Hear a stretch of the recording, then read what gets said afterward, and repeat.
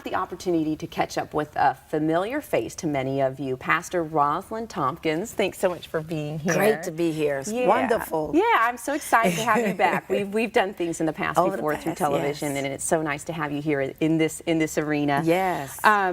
For those of you who don't know, Pastor Tompkins founded Mothers in Crisis in 1991. Really has taken a major part of Tallahassee. A lot of people know about Mothers in Crisis because it has literally changed thousands of lives. The last count, and like I said, it's fresh in my mind because I just finished writing a grant for Mothers in Crisis, is that we have impacted over 10,000 families. Oh my goodness. In this area. Families. That's what's the key there. Yes. I can still remember the first time I met you was back when I was working at WCTV, and I remember driving up to the little house and called Mothers in Crisis and interviewing you.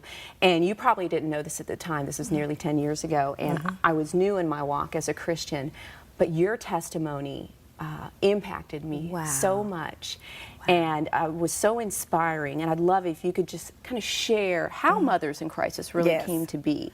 Well, I'm always delighted to be able to share my testimony because that's where it begins, I believe, with your testimony. Absolutely. And bottom line, I was addicted to drugs and alcohol. I started using when I was 12 years old. Started smoking marijuana, and then it progressed. By the time I was 17 years old, I snorted my first line of cocaine. Wow. When crack cocaine hit the scene, there I was on the scene to meet it. Ended up getting addicted to that for a brief period of time. But through it all, I just went through so much. Oh, I bet. And I talk about it in my book, As Long as There's Breath in Your Body, There's Hope. And I call it the crack hell. Because it was hell, that whole 12-year period of addiction.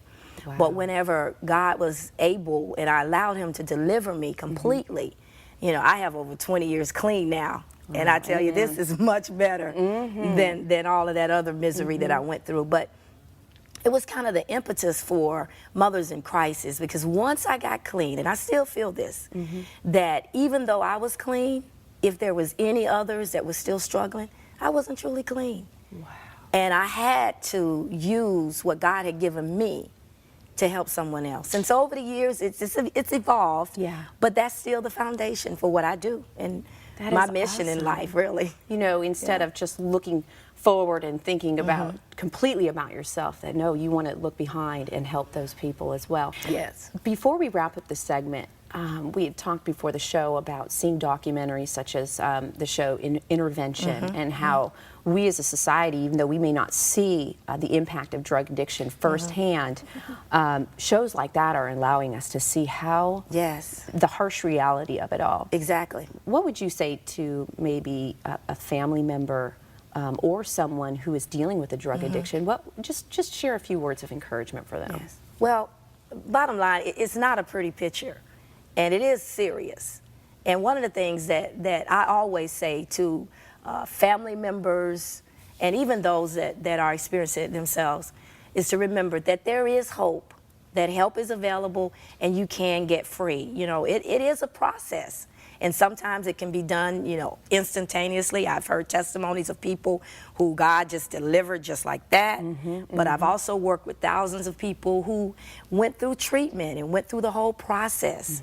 Having been in recovery now for 20 years, I can truly say that God is able, that you don't have to give up. And you must always pray and continue to seek the face of God, because he is willing. He wants to deliver, and he will deliver. So that's my message, is a message of hope. Absolutely. Even before, you know, the campaign and hope was popular, I've been talking about hope. And there is hope. You can get clean. God is able. Amen. All right, thanks, Pastor. Well, we're going to take a short break, but when we come back, we're going to talk about Pastor Tompkins' latest book. It's just about to be released, and it's called You Are Beautiful. Stay with us.